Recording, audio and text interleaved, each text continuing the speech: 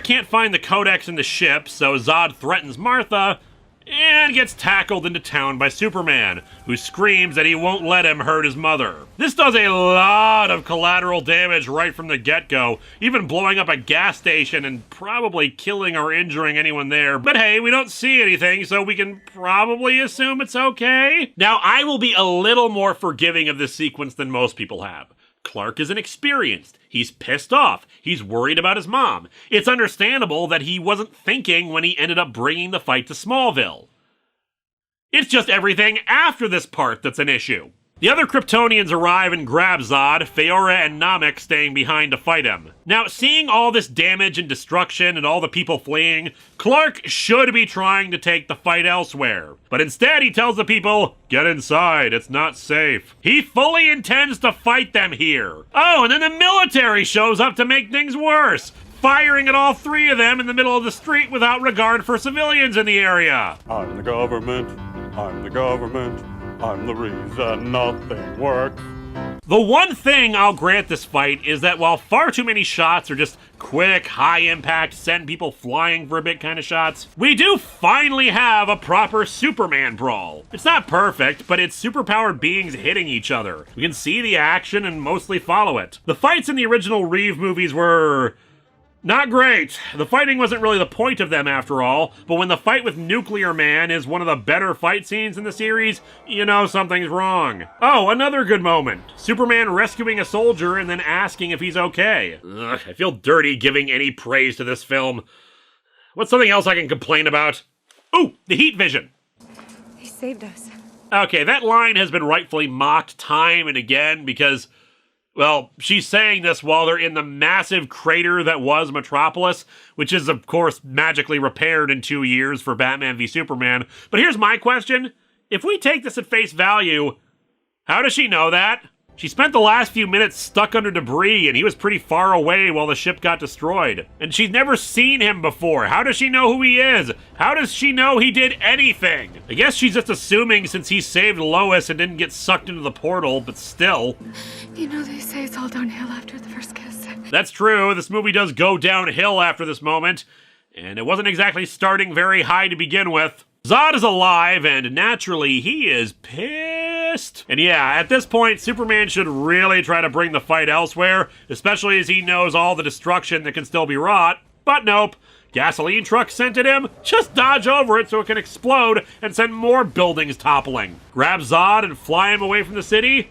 Nope, keep trying to punch him. Try to keep the fight in the air away from people? Nah, punch him into as much as you can, even though you know it won't hurt him. Don't try to taunt him to make him follow you away from people. I know, Zod is the one mostly responsible for this, but there keeps being opportunities for him to take the fight elsewhere. Zod first learning to fly, them going into space, and then finally them falling into a building with people in it, and he grabs Zod and just holds him, which gives Zod the idea to activate his heat vision to threaten some innocent people. And this leads to the final moment.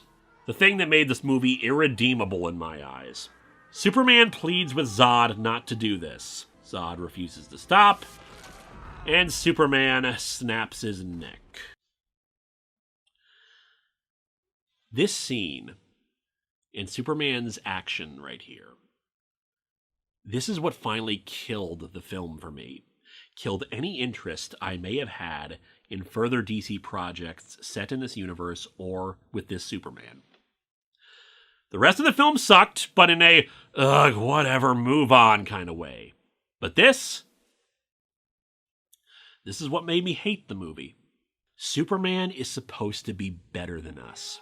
And even this movie told us that Superman is meant to be something better.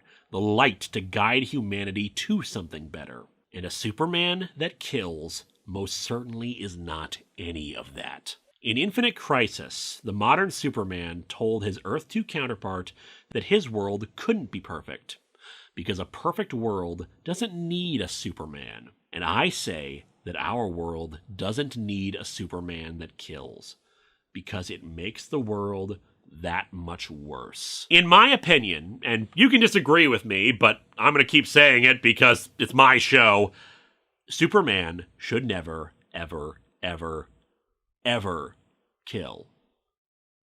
Ever.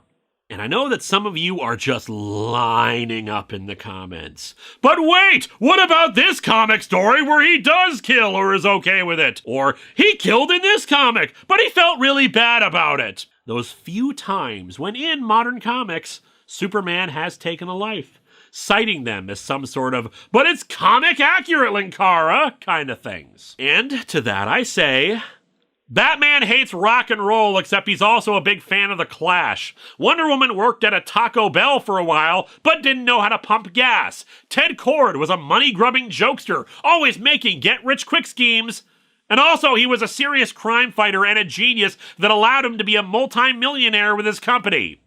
Sometimes what's in the comic books isn't consistent, and different writers do different stupid things, and sometimes comic writers are just plain wrong.